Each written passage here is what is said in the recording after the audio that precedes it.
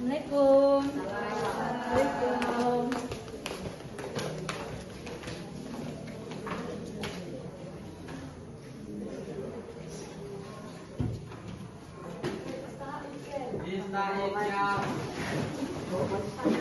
Waalaikumsalam.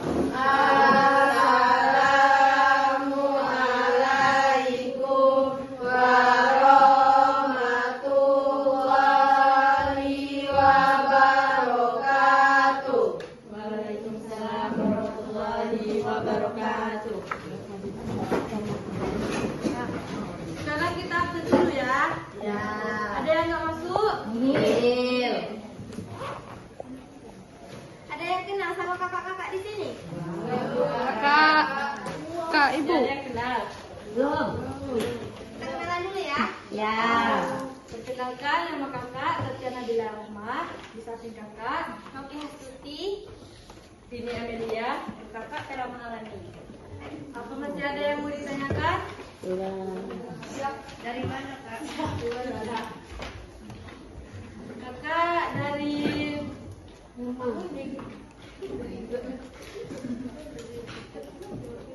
Kakak dari Letak Mudi. Kalau kakak yang di samping, Kakak dari Talang Arah. kakak juga dari Letak Mudi, kakak juga dari Telang Arah. Wow. Semangat kakak.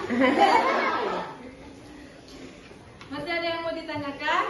Tidak. Nah, di sini kakak disuruh Bu Ani untuk menggantikan Bu Ani karena Bu Ani lagi ada keperluan. Nah, di sini ada yang tahu materi kita sekarang apa? Istirahat. Enggak salah buka istirahat. Minggu kemarin belajar tentang apa?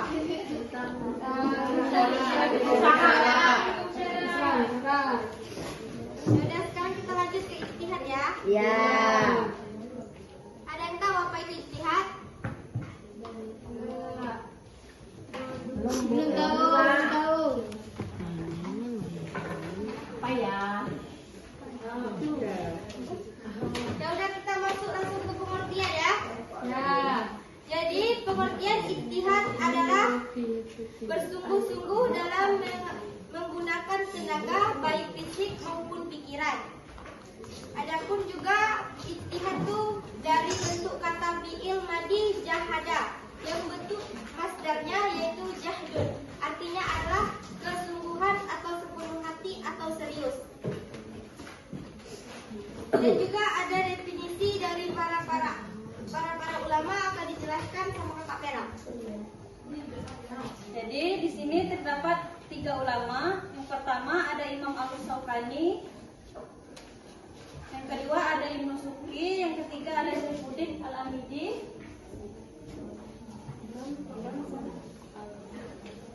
Yang pertama tadi Imam Al-Syaukani. Dia mendefinisikan mengerahkan kemampuan dalam memperoleh hukum syar'i yang bersifat amali melalui cara istinbat. Yang kedua, ada Ibnu Suki mendefinisikan pengerahan kemampuan seorang faqih untuk menghasilkan dugaan kuat tentang hukum syar'i. Yang ketiga, ada Saifuddin Al-Amidi mendefinisikan dalam bentuk yang dirinya merasa tidak mampu berbuat lebih daripada itu. Untuk lebih lengkapnya definisi dari Al-Amidi, dia mengatakan pengerahan kemampuan dalam memperoleh dugaan kuat tentang sesuatu dan hukum syara dalam bentuk yang dirinya merasa tidak mampu berbuat lebih dari itu. Untuk pengertian dari para ulamanya apa? Ada yang ditanyakan atau kurang mengerti? Masih ada yang mau ditanyakan atau belum dimengerti? Kata-kata yang Banyak kak. Yang Imam Syaukani tadi kan bilang untuk menggerakkan kan? Menggerakkan kemampuan dalam memperoleh hukum syar'i. Itu maksudnya apa ya?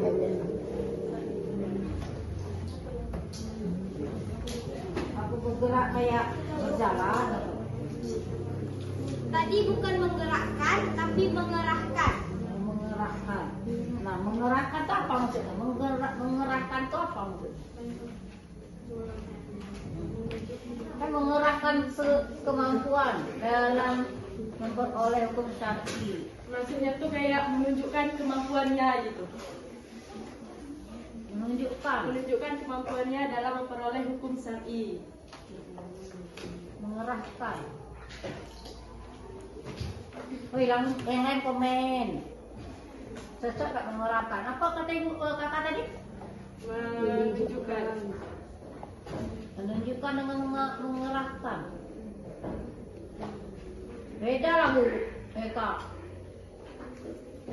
Mengerahkan. Dan sudah, nanti lanjut aja bu, Kak. Yang lain dulu. PR itu tuh, nanti dijelaskan terakhir.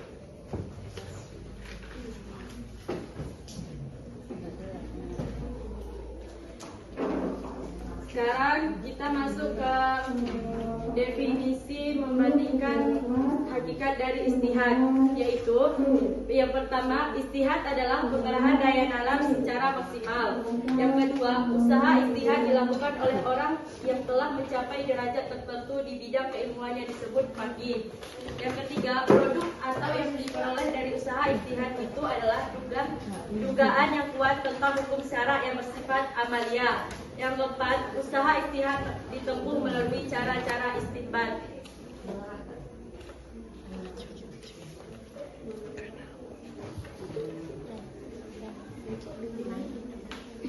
Ada yang tahu faqih itu apa?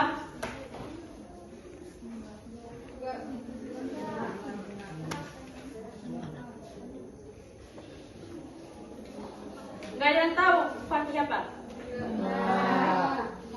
Faqih, ya. Faqih itu orang yang paham dengan ilmu hukum Islam.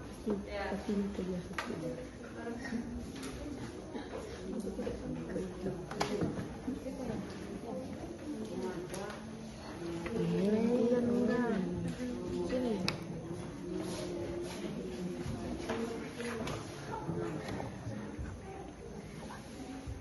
Iya, faqih itu adalah orang yang paham tentang aturan syariat Islam. Dan mau ditanyakan lagi?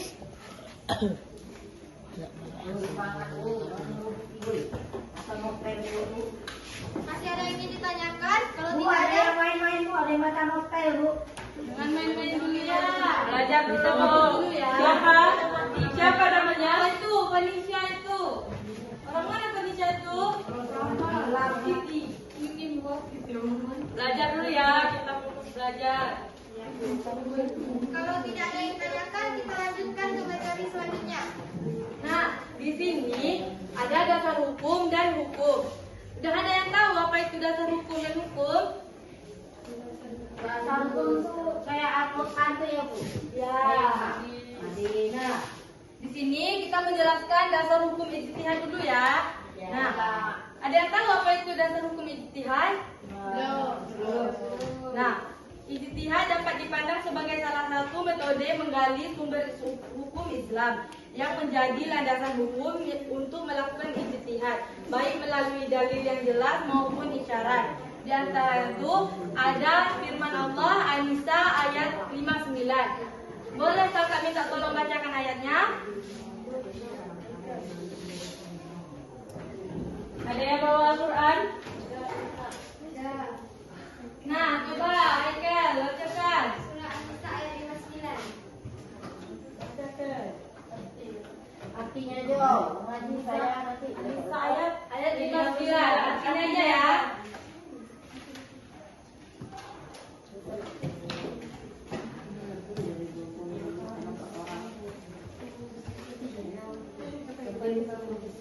Lebih waktunya lebih 20 menit, orang 4. Ayat berapa tadi Kak? Ayat 59. An-Nisa ayat 59.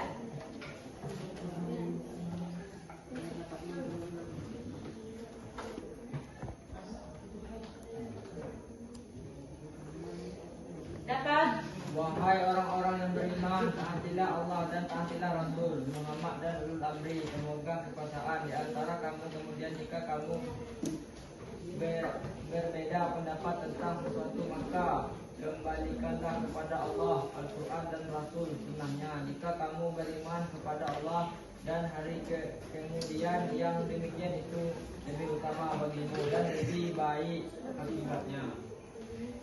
Dari arti tersebut, ada yang tahu apa makna dari artinya? Maksud dari arti tersebut ada yang tahu? Nah, maksudnya ayat di atas ayat tersebut adalah berisi soal ketaatan dalam penetapan hukum yang adil.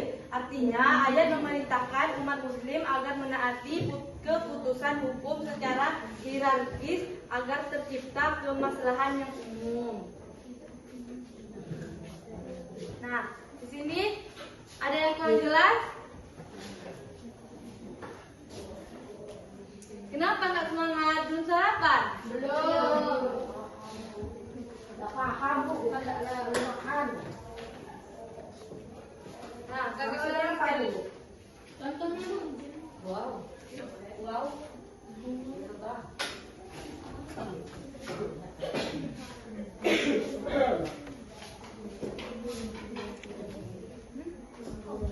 Nah, contohnya tuh gini. Salah satu contohnya tuh dalam kehidupan zaman sekarang. Misalnya, para ulama melakukan ijtihad dalam proses menentukan 1 Ramadan dan 1 Syawal. Mereka akan berdiskusi untuk menentukan dan menetapkan 1 Ramadan dan 1 Syawal berdasarkan perhitungan serta hukum Islam yang ada sebelumnya. Udah, ngerti? Nah, kami ada yang dapat paham? Nah, masih ada yang mau ditanyakan? Ada yang mau ditanyakan lagi tentang dasar hukum ijtihad? Nah, sekarang kita masuk ke hukum ijtihad. Nah, coba Kakak Novi jelaskan apa itu hukum ijtihad. Hukum ijtihad ada 5. Yang pertama,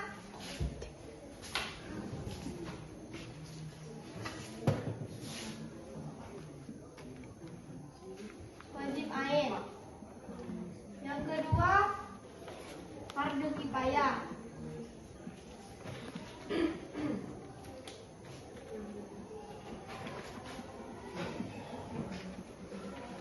Yang ketiga, sunat. Sunat bu. Yang keempat, haram. Yang kelima, mubah. Wajib ain. Wajib ain sesuatu perkara yang dikerjakan oleh masing-masing orang. Contohnya, apabila seseorang faqih ditanya tentang hukum suatu kasus yang telah berlaku, sedangkan ia hanyalah satu-satunya faqih yang ada di melakukan ijtihad, merasa kalau tidak melakukan ijtihad pada saat itu akan berakibat kasus tersebut luput dari hukum. Hukum bersifat ini adalah wajib ain. Terus ada fardu kifayah. Fardu kifayah merupakan perkara wajib yang bisa diwakilkan oleh salah satu orang dari mereka yang ada. Contohnya, apabila seseorang faqih ditanya tentang hukum suatu kasus yang berlaku, sedangkan ia adalah satu-satunya waktu itu, tapi ia tidak khawatir akan luputnya kasus tersebut dari hukum, atau pada waktu itu beberapa orang faqih yang mampu melakukan ijtihad, hukumnya fardu kifayah. Dan hukumnya sunnah. Contohnya, apabila keadaan yang ditanyakan kepada faqih tersebut belum terjadi secara praktis, tetapi umat menghendaki ketetapan hukumnya untuk mengantisipasi timbulnya kasus tersebut, ijtihad tersebut sunnah. Contohnya gimana bu? Nanti jelaskan. Terus haram. Contohnya, berijtihad itu hukumnya haram untuk kasus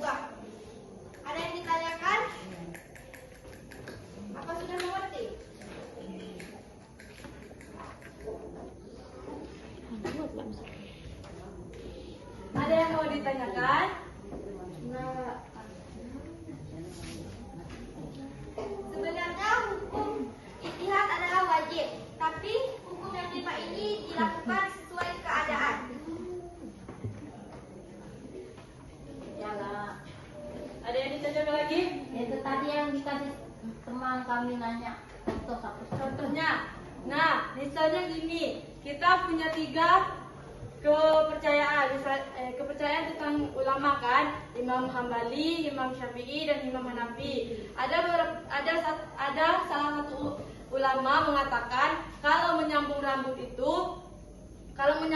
rambut palsu itu haram. Kalau menyambung dengan rambut sambungan itu boleh. Ada juga yang mengatakan tidak boleh dua-duanya, dan ada juga yang mengatakan itu hukumnya mubah Yang mana? atau makruh. Contoh yang mana itu? Contohnya? Iya Bu, maksudnya kan Ada yang bertanya hukumnya tadi kan, hukumnya kan wajib kalau ijtihad itu. Nah terus bisa jadi ada fardu kifayah, sunnah, haram atau mubah. Contoh dari masing-masingnya itu tuh apa aja Bu? Apa?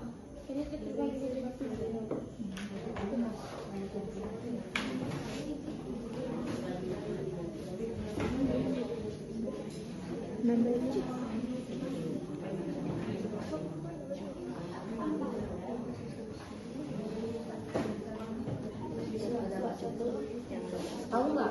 Kalau nggak tahu lewat. Tahu nggak? Wajib aja. Kalau nggak tahu lewat. Lanjut aja. Biar saya nanti bilang. Tahu.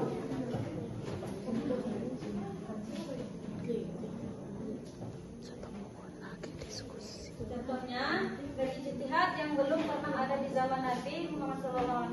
Berikutnya, misal hukum Islam mengenai pasangan yang membutuhkan bayi tabung. Hal ini diperbolehkan dengan beragam syarat yang mengiringinya. Hal ini kemudian menjadi bentuk solusi bagi pasangan untuk menyelesaikan permasalahan kesuburan. Itu yang mana? Contoh yang mana? Makanya saya bilang kalau nggak bisa lanjut aja. Kembangannya lanjut. Lanjut ya. Dan kita lanjut ke perkembangan ijtihad. Ada yang tahu perkembangan ijtihad itu apa? Ijtihad itu berkembang mengikuti perkembangan zaman sebagaimana diketahui sumber hukum pada awal permulaan Islam pada masa Rasulullah Sallallahu Alaihi Wasallam, yaitu Al-Quran dan Sunnah. Namun pada masa Rasulullah Sallallahu Alaihi Wasallam ijtihad sudah mulai ada, tetapi pada masa ini masih belum bervariatif. Ijtihad mulai ada yaitu adanya riwayat hadis yang berbicara tentang kisah pengutusan Mu'adz bin Jabal ke Yaman. Dalam riwayat tersebut disebutkan bahwa Rasulullah Shallallahu Alaihi Wasallam memuji keputusan jawaban Mu'adz ketika ia menjelaskan metode ijtihad dengan menyebutkan hierarki sumber hukum secara berturut-turut, yaitu Al-Quran, As-Sunnah, dan Ar-Ra'yi. Apa? Rai. Ar-Ra'yi, Ar-Ra'yi, Jangan salah baca. Rai. dan Ar-Ra'yi atau penalaran hukum. Adapun ijtihad dalam masa sahabat berlangsung setelah wafatnya Rasulullah Sallallahu Alaihi Wasallam. Dan di sini waktu Rasulullah Sallallahu Alaihi Wasallam sudah wafat, ijtihad dilanjutkan oleh sahabat Rasulullah. Ada yang tahu gimana bentuk ijtihad sahabat? Enggak. Nah, ketika Nabi Muhammad Sallallahu Alaihi Wasallam baru wafat, timbullah masalah siapa yang akan menjadi pemimpin umat pengganti kedudukan beliau. Nabi sendiri tidak memberi petunjuk apa-apa dan wahyu yang berkenan dengan pengganti kepemimpinan beliau. Maka terjadilah perbincangan di antara umat Islam dengan hasil pilihan sahabat Abu Bakar sebagai pemimpin yang disebut khalifah.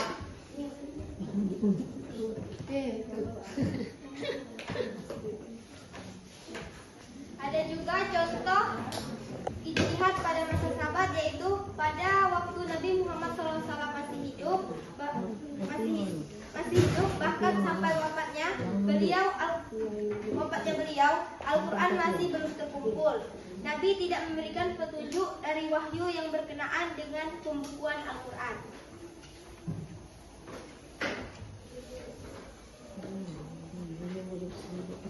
Ada yang ditanyakan atau tidak dimengerti?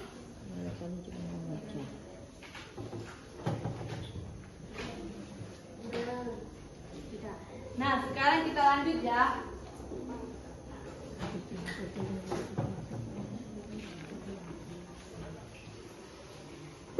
Selanjutnya, dalam rangka menjaga keutuhan Al-Quran, dikarenakan banyaknya penghafal Al-Quran yang telah meninggal dunia, maka terlaksana pengumpulan Al-Quran meskipun belum tersusun secara teratur, sebagaimana dalam bentuk yang sekarang ini adalah hasil ijtihad sahabat. Berikut ijtihad pada masa tabi'in adalah masa setelah sahabat. Dalam masa ini terlihat cara mereka melakukan ijtihad mengarah kepada dua bentuk, yaitu yang pertama, kalangan sahabat yang lebih banyak menggunakan hadis atau sunnah dibandingkan dengan penggunaan ra'yu. Cara ijtihad seperti ini berkembang di kalangan ulama Madinah dengan tokohnya Sa'id al-Musyawiyah. Kalangan sahabat ini kemudian berkembang dengan sebutan Madrasah Madinah. Yang kedua, ada kalangan sahabat yang lebih banyak menggunakan ra'yu dibandingkan dengan penggunaan sunnah. Cara ijtihad seperti ini berkembang di kalangan ulama Kufah dengan tokohnya Ibrahim al-Nakhai. Kalangan sahabat ini kemudian berkembang dengan sebutan Madrasah Kufah.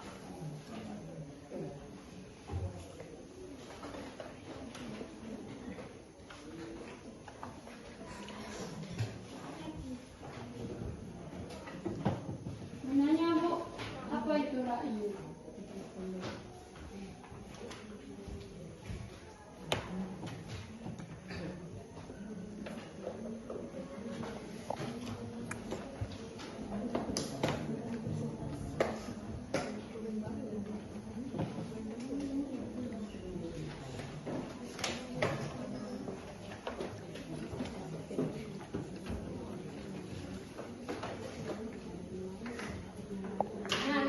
Jelaskan tentang ra'yu ya. Nah, di sini masih ada yang mau ditanyakan lagi?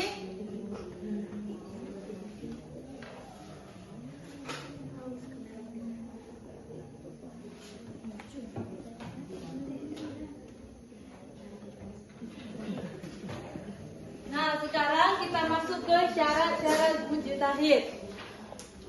Syarat-syarat mujtahid yaitu bahwa dia Islam dan bertekad.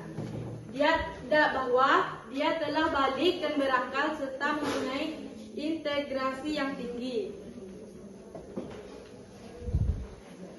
Maksud dari balik telah sampai usia. Jadi bagi orang yang telah sampai usia bisa berijtihad. Syaratnya. Dan juga inteligensi. Maksud dari inteligensi adalah kemampuan untuk menetapkan pengetahuan yang sudah ada untuk memecahkan berbagai masalah. Nah, yang ketiga, mengetahui dalil nakliyah dan kehujahannya. Ada yang tahu dalil nakliyah? Enggak Bu. Enggak. Dalil nakliyah ialah ilmu yang berdasarkan wahyu. Nah, yang keempat, mengetahui bahasa Arab dan berbagai disiplin ilmu yang berkaitan dengan bahasa, yaitu nahwu sorof, balaghah, dan lain-lain, serta problematika. Hal ini antara lain karena Al-Quran dan As-Sunnah ditulis dengan bahasa Arab. Yang kelima, mengetahui ayat-ayat dan hadis-hadis yang berhubungan dengan hukum, meskipun dia tidak menghafalnya. Di sini ada yang tahu apa itu nahwu, sorof, dan balaghah? Enggak. Ya. Pertama, nahwu adalah salah satu bagian besar dari ilmu tata bahasa dalam bahasa Arab untuk mengenali jabatan kata dalam kalimat yang bentuk huruf atau harakat terakhir dari sebuah kata. Yang kedua tadi ada sorof, ilmu yang memetakan perubahan bentuk dari sebuah kata dasar mufrad ke bentuk jamak. Yang ketiga tadi ada balaghah, kesesuaian kalimat yang pasti dengan situasi dan kondisi. Selanjutnya,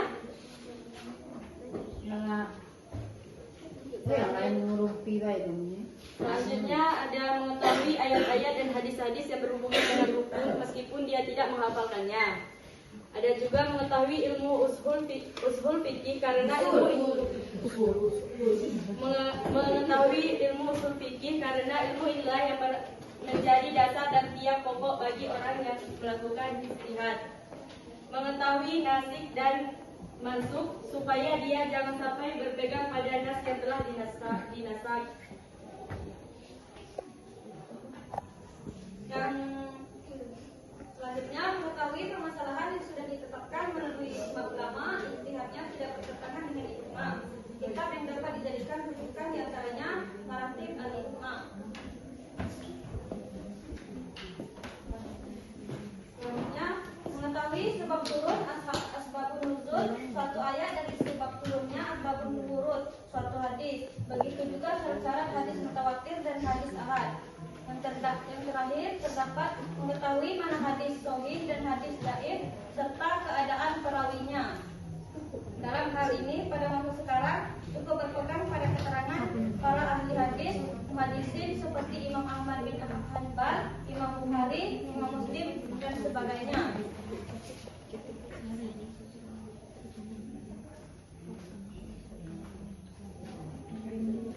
Tadi di antara syarat tersebut adalah mengetahui nasik dan mansukh. Ada yang tahu dengan nasik dan mansukh?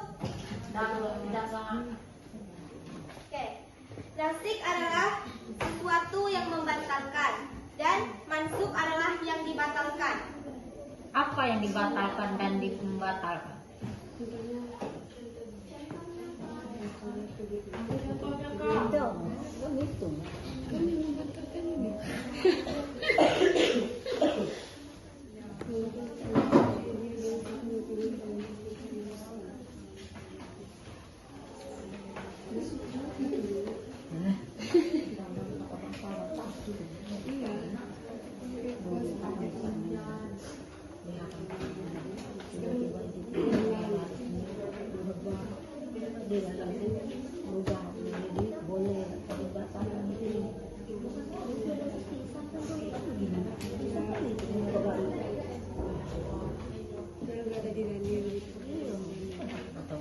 Nah, ada yang tahu jawabannya?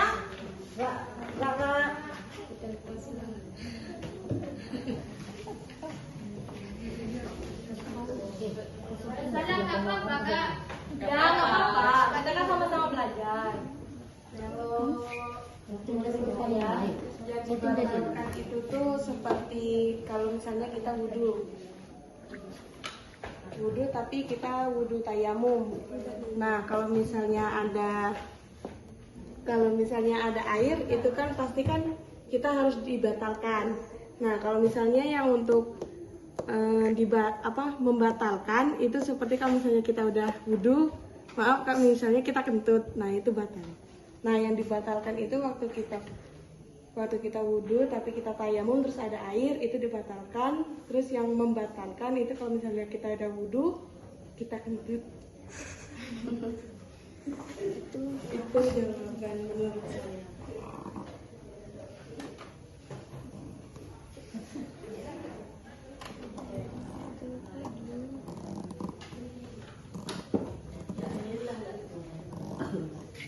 Itu kan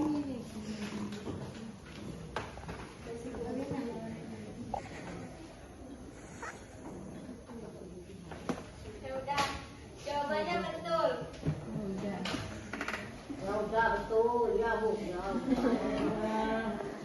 Masih ada yang ingin ditanyakan?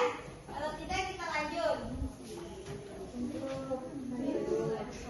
Sekarang kita masuk ke tingkatan mustahid. Tingkatan mustahid itu ada 5. Yang pertama ada mustahid mutlak atau mustahid mustaqil. Ada yang tahu itu apa itu mustahid mutlak atau mustahid mustaqil? Mustahid mutlak atau mustahid mustaqil yaitu seorang mustahid yang mempunyai pengetahuan lengkap untuk beristinbat dengan Al-Quran dan Al-Hadis dengan menggunakan kaidah mereka sendiri dan diakui kekuatannya oleh orang-orang lain. Paham? Yang kedua ada mustahid muntasib atau mustahid gairu mutlak. Ada yang tahu? Jadi mustahid muntasib atau mustahid gairu mutlak adalah orang yang mempunyai kriteria seperti mustahid mutlak.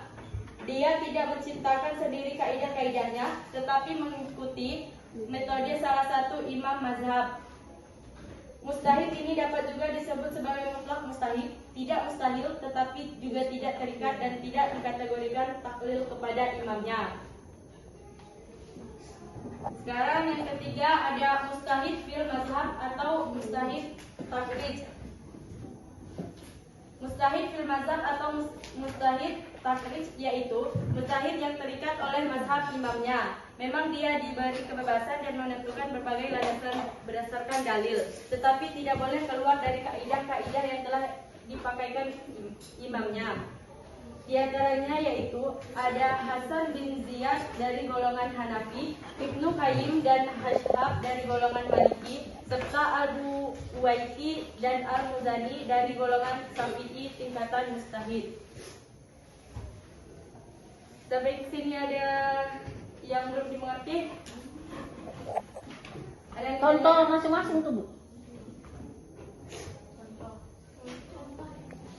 Kamu contoh mustahil mutlak apa?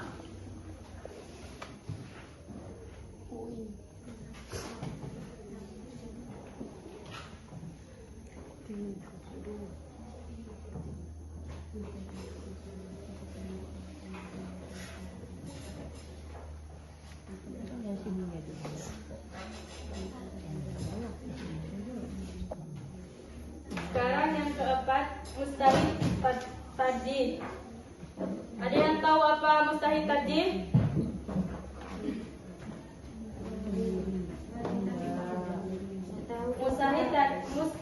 Mustahid tadjih yaitu mustahid yang belum sampai derajatnya pada mustahid takrij. Tetapi menurut Imam Nawawi dalam kitab Masmu, mustahid ini sangat faqih, hafal kaidah-kaidah imamnya, mengetahui dalil-dalilnya, cara memutuskan hukumnya, dan dia tahu bagaimana cara mencari dalil yang lebih kuat dan lain-lain. Akan tetapi, kalau dibandingkan dengan tingkat mustahid di atas dalam mengetahui kaidah-kaidahnya, ia tergolong masih kurang, di antaranya Abu Ishaq Al-Shirazi dan Imam Ghazali. Yang terakhir itu ada mustahid fatwa. Mustahid fatwa adalah orang yang hafal dan paham terhadap kaidah-kaidah imam mazhab, mampu menguasai permasalahan yang sudah jelas atau yang sulit. Dia masih lemah dalam menetapkan suatu keputusan berdasarkan dalil serta lemah dalam menetapkan qiyas.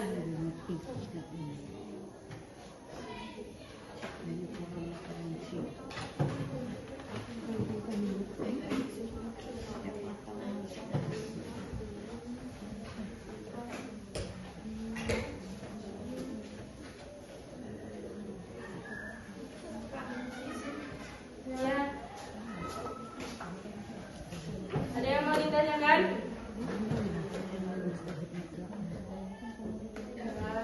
Ada yang Mau tanya contoh dari mujtahid fatwa itu apa, Kak? Yang nomor 5. Contohnya.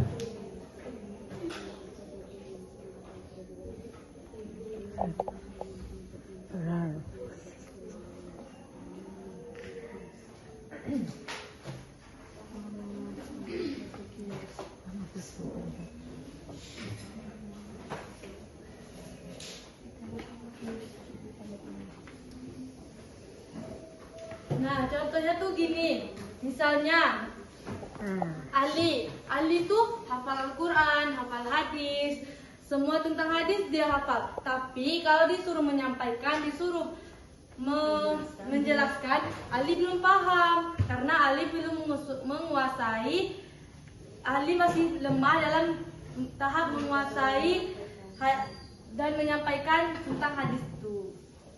Berarti dia tuh, Kak, hafal, tapi dia nggak bisa menyampaikan ke orang lain gitu. Dia tahu gitu, tapi dia nggak tahu cara kasih tahunya itu gimana. Dia hanya paham dirinya sendiri gitu. Untuk menjelaskan ke orang lain dia nggak tahu caranya gimana gitu. materi kita hari ini selesai ya.